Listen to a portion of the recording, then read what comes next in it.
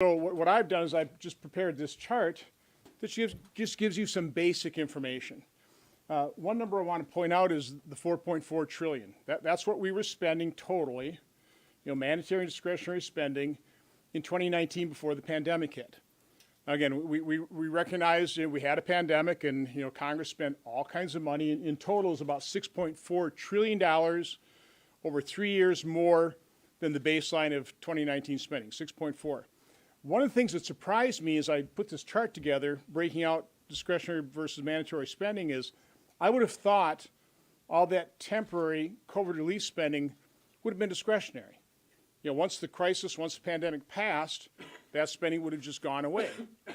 But in fact, only $1 trillion of the $6.4 trillion was allocated to discretionary, and $5.4 trillion was put into mandatory. I don't understand that. I'm not sure anybody understands that other than a few budget experts somewhere in the administration or maybe in the appropriations committees. I was shocked by that. The other thing I find pretty shocking, again, we really don't know, what the negotiators are negotiating from a standpoint of discretionary spending. That's what, the omnibus or any CR is just talking about there. But we do know from the latest Treasury report from 2013 that in total, they're estimating 2023 spending will be $6 trillion.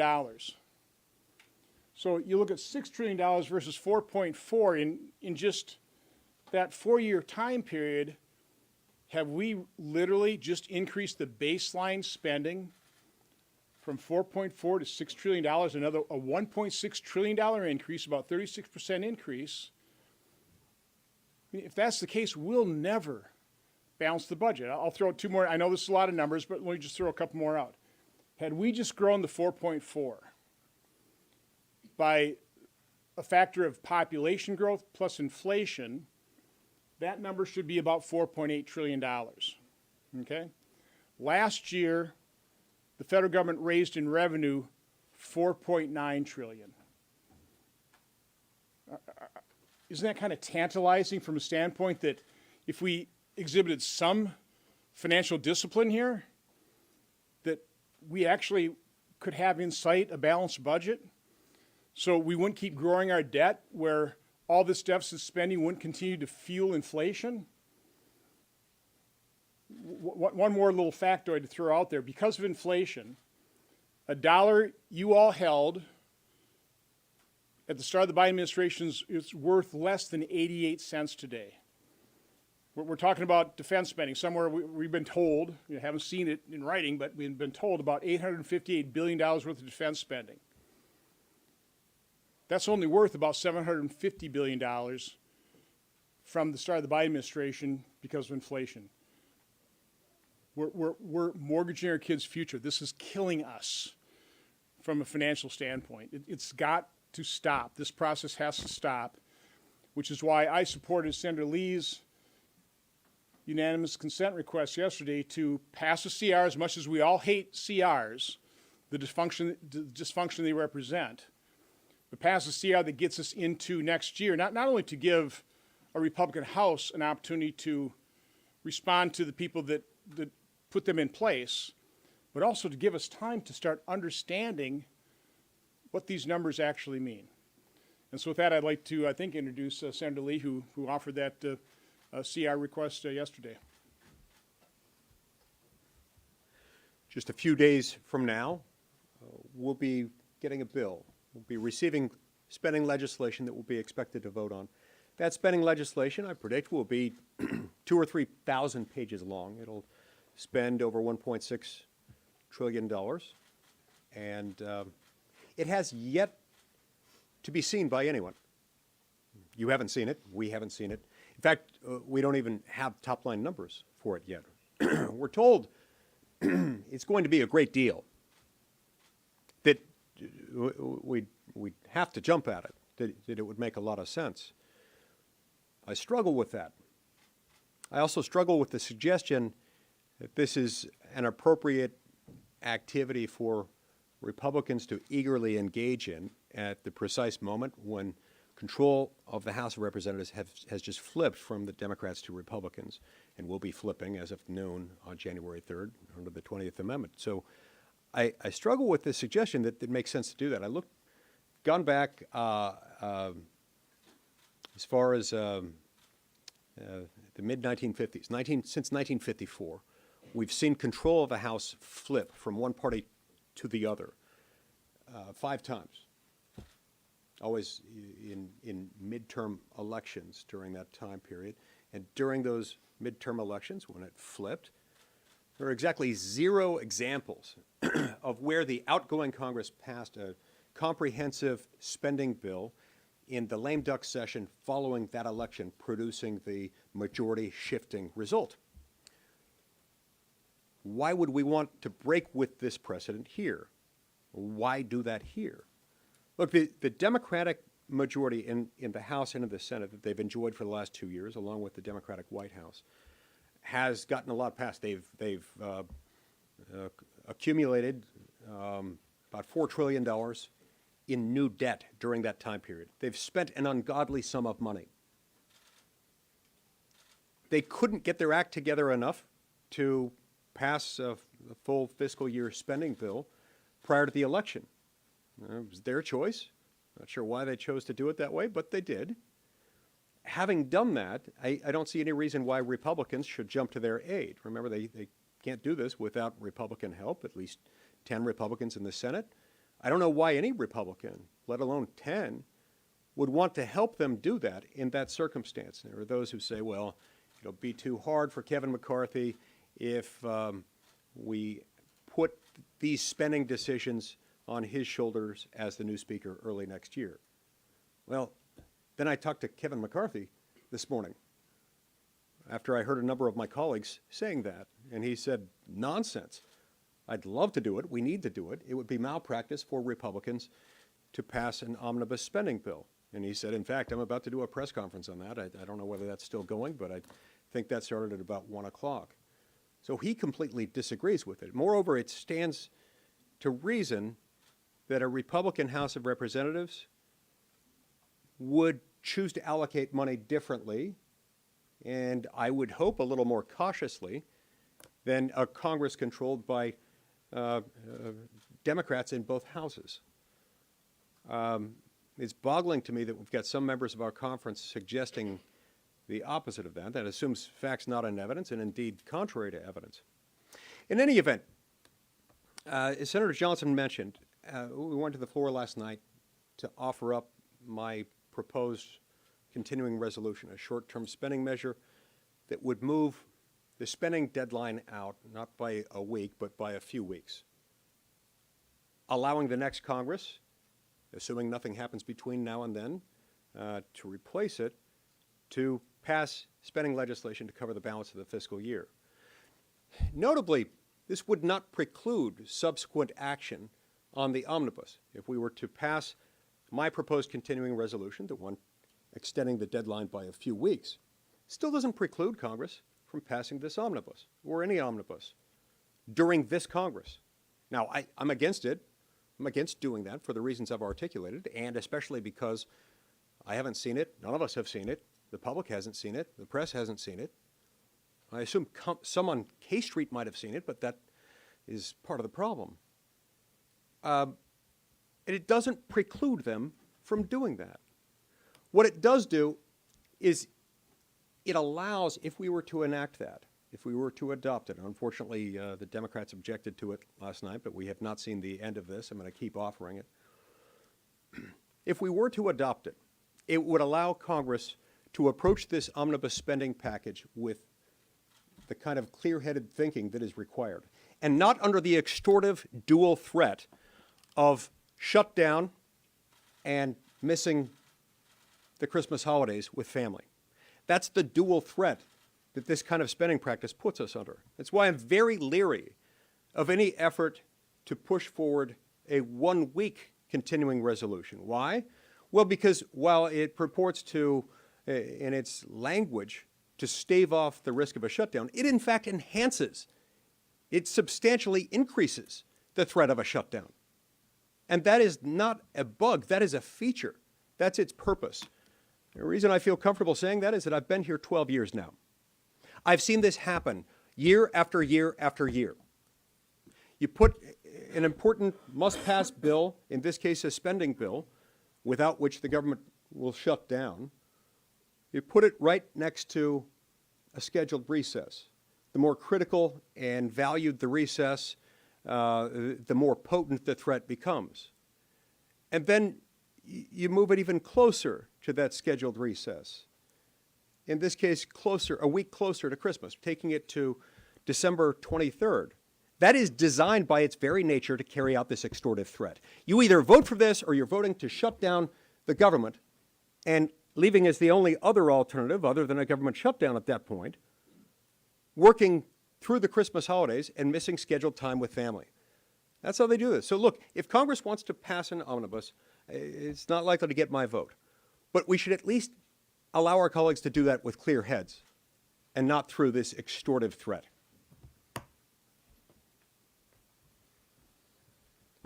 Merry Christmas, America. The Democrats and big government Republicans will be offering you a Christmas tree. Christmas tree in Washington is a bill that has something on it for everyone. You won't know what it is until you get it. You won't be able to read it until it's done, but it will happen because the only thing that invariably happens in Washington is they will get together to spend money. Democrats and big government Republicans every year pass a budget, but it's a budget that, or a spending bill that has no budget. It'll be a spending bill in which everything is glommed together in one bill. It'll be a spending bill thousands of pages long, and no one will have read it. No one will have encompassed the entire bill, and it'll be given with only hours to read it, and then there'll be a reversal of blame. The blame won't attach to the people who, frankly, I wouldn't put in charge of running a Minute Mart because of their lack of business sense. It won't attach to people who cobbled together a multi-thousand-page bill in the dead of night, didn't show it to anyone, and put it forward. They will say, no. If you vote no, you are for shutting down the government. I frankly am not for shutting down the government, but I'm frankly for spending less money and accumulating less debt. As Senator Johnson said, we're the largest financial entity in the United States. I don't know some guy who owns or some woman who owns 3 gas stations and a Minute Mart that doesn't have a budget and doesn't have outlays and doesn't have a plan for how they're going to do the spending. They don't cobble it together and say to the board of directors, oh, here it is. You can read it after you pass it. So this is a nightmare way to run the government. I won't participate in it, and I will tell them that it's a rotten, no good way to run a country. That's all I've got to say. Merry Christmas. Yeah, Merry Christmas. So I'm in business. I've been in business all my life. I started companies. One of the companies I owned had actually $10 billion worth of debt. I never could go to an investor, and I could never go to a lender and say, I have no idea what I'm going to do. I have no business plan, but give me your money. It wouldn't happen. Nobody would give me their money. I've been up here 4 years. I'm on budget. We don't do budgets. I mean, that's just hard to believe. We have no budget meetings to do budgets. Let's look, the process we're going through does not work. $31.5 trillion worth of debt, right? $31.5 trillion worth of debt, unbelievable increase in debt year after year after year. We're at 40-year high inflation. Everybody acts like, oh gosh, inflation is down to 7%. 7%. Wages aren't going up 7%. If you look since Biden got elected, inflation's at least up at 14%, maybe even more if you talk to a typical business person. So the process we're going through does not work. We need to have real budgets. And by the way, you can balance a budget. You guys do it in your personal life. Businesses do it. I was governor of Florida. We walked in. They had not balanced their budget in 20 years. Exit like, oh, yeah, we balanced our budget. No, they just kept borrowing money. We actually balanced the budget every year and actually paid off a third of the state debt. The way we did it is we went through every line in the budget and we said, what's important now? We made choices. Up here, the only choice is to spend more money. So we're going to get an omnibus bill, okay, in the next few days. We don't know how much money is going to be in it. We don't know what's going to be in it. We don't know what's going to be attached to it. It's been reported that there's 7,500 earmarks in it. 7,500 earmarks, billions and billions of dollars. Do you think anybody can go back home and talk to their voters and say, I voted for a bill, I have no ideas in it. That's what we're going to be expected to do. I'm not going to do it. What we should do is exactly what Senator Lee said. Let's postpone this vote until the first quarter. Give the House Republican leadership an opportunity to come up with a budget, come up with a plan. They've said that's what they would like. They've been clear. That's what they would like. They're not participating in this omnibus process right now because they walked away from it because they can see it's not good for this country. So my goal is let's act responsibly. Let's remember, 7%, 8%, 9%, whatever it is. Inflation is bad for people. $31 trillion of debt is bad for people. And let's change what we're doing because what we're doing is not working.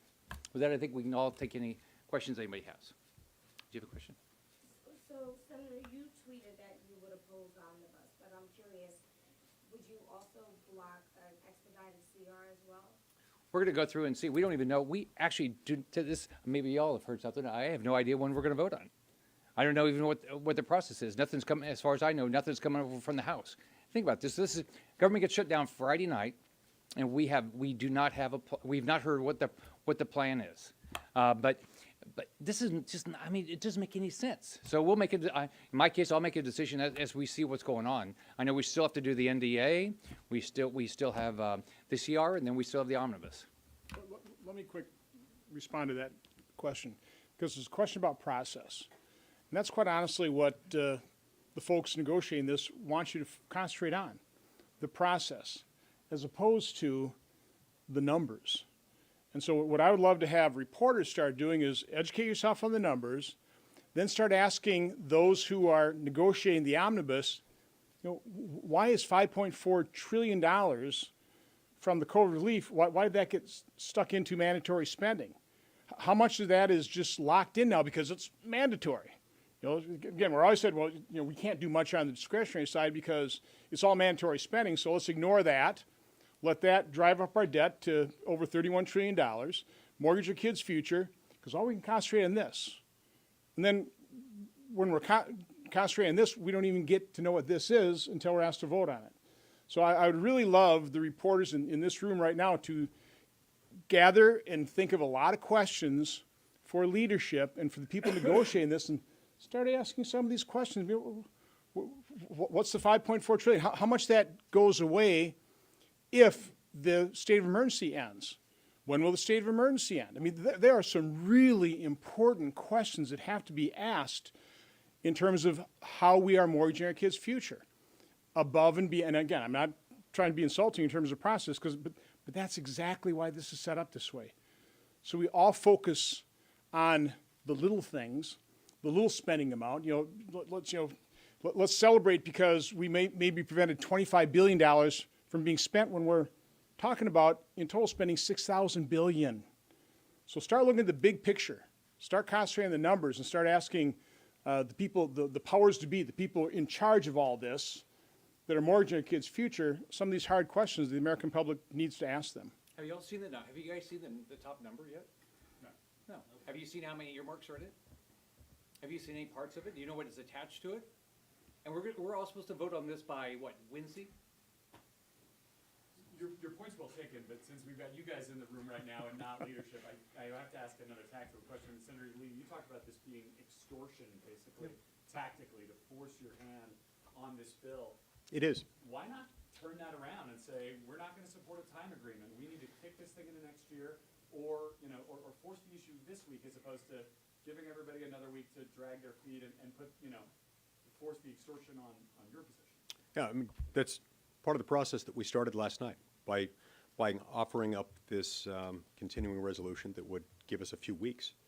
And again, it's very important to emphasize that CR, the one I introduced, or anyone like it, still wouldn't preclude them from doing an omnibus. I'm not likely to vote for it for the reasons I've mentioned, but still wouldn't preclude that.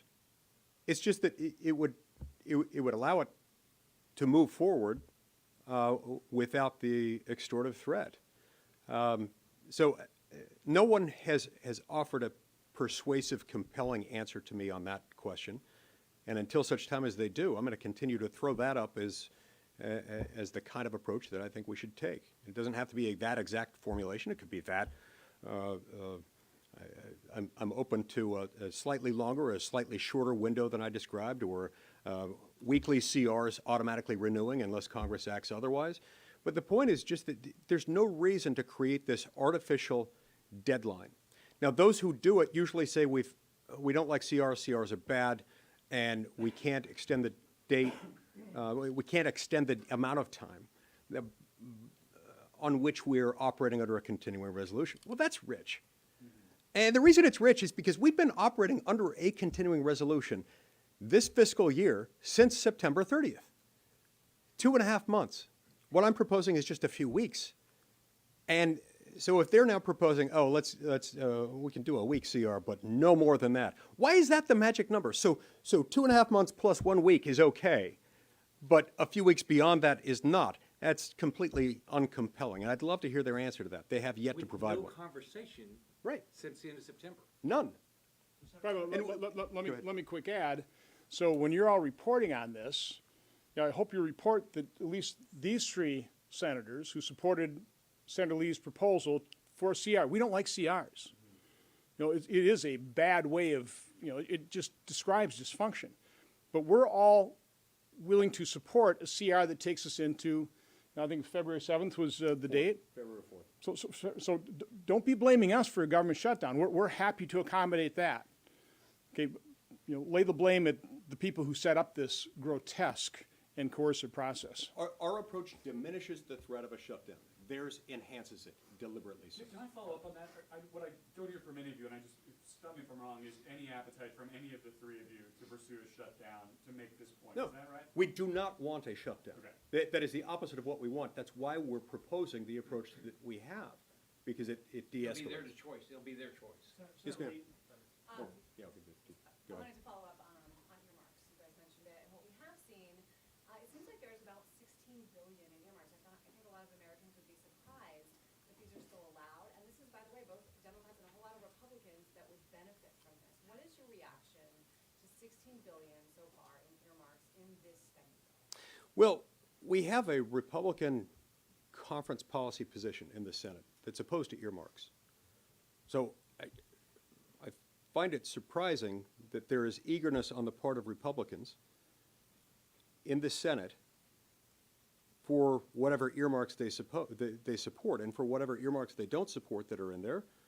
Their support for the bill is odd and oddly irreconcilable with that policy position.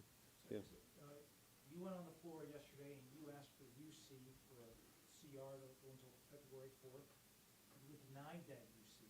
So when you were asked to give your consent tomorrow for a 1-week CR, will you give your consent, or will you also deny what was denied to you? As I've told many of you in the past, I typically don't signal in advance what procedural objections I might raise to a late-breaking UC request.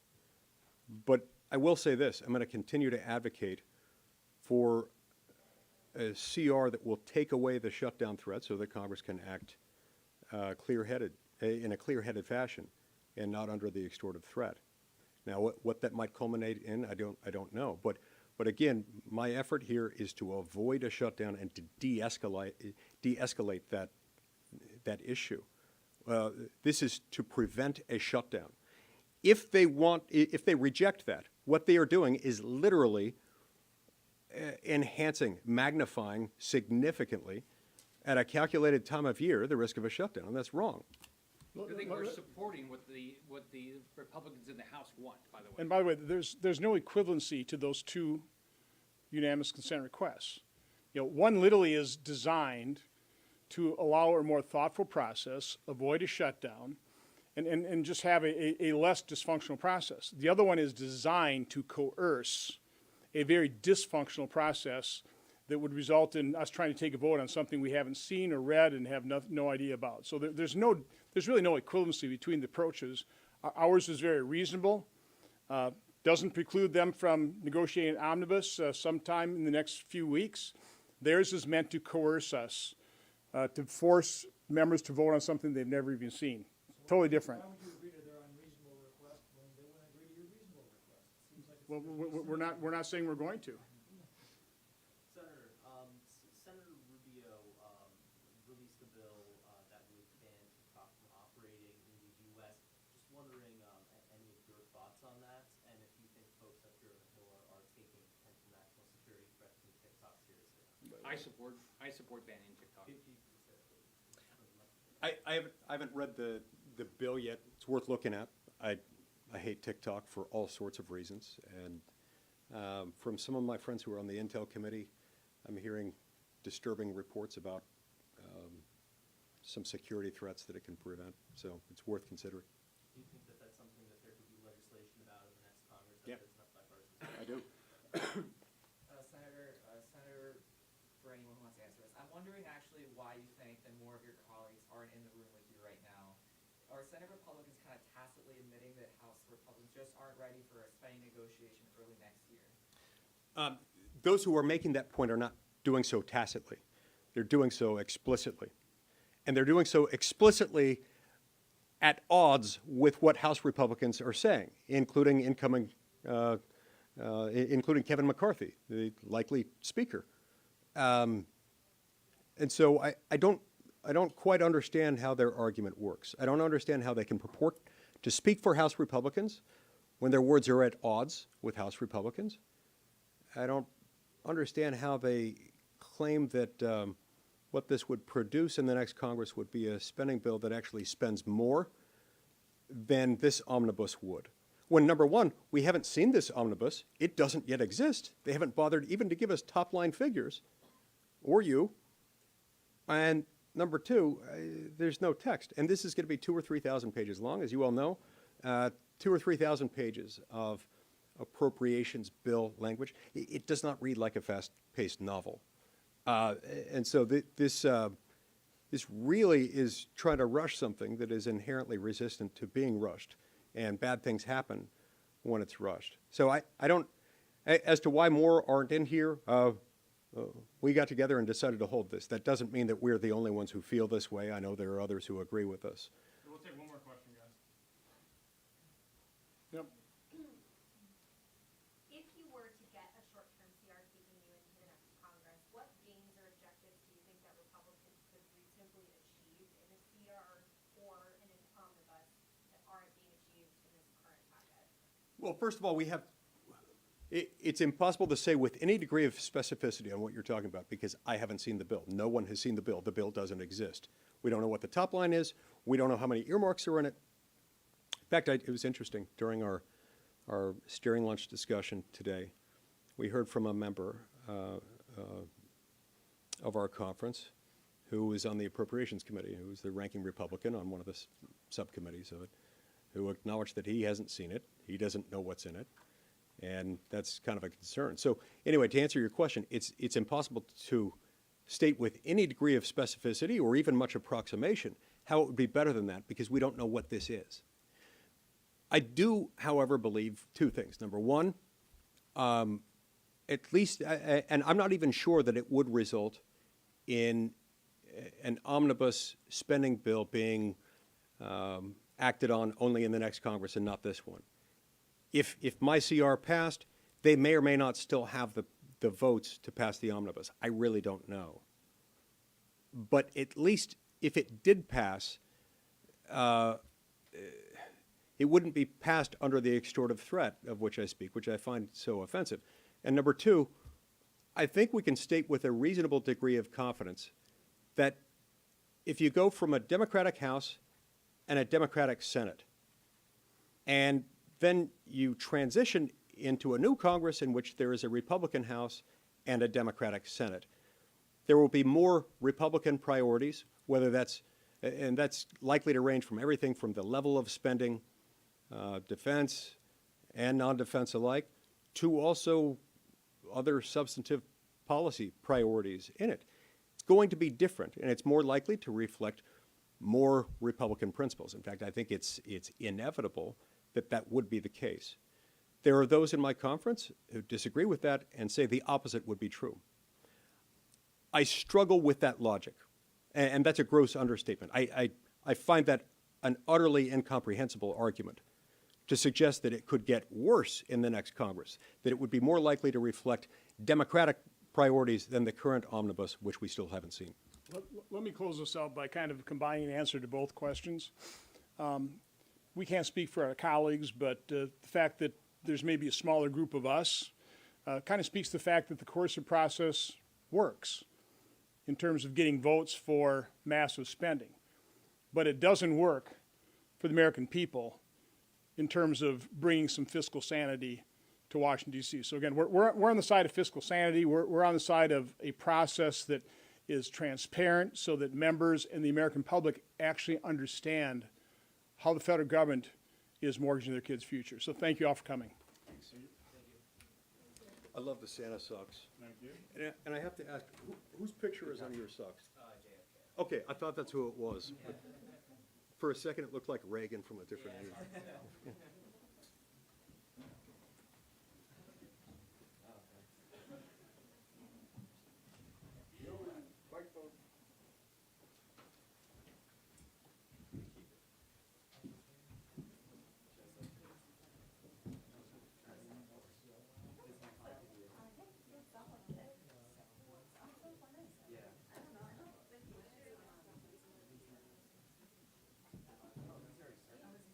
Yeah, it's usually out Sunday nights. Yeah. Yeah, no, we still putting them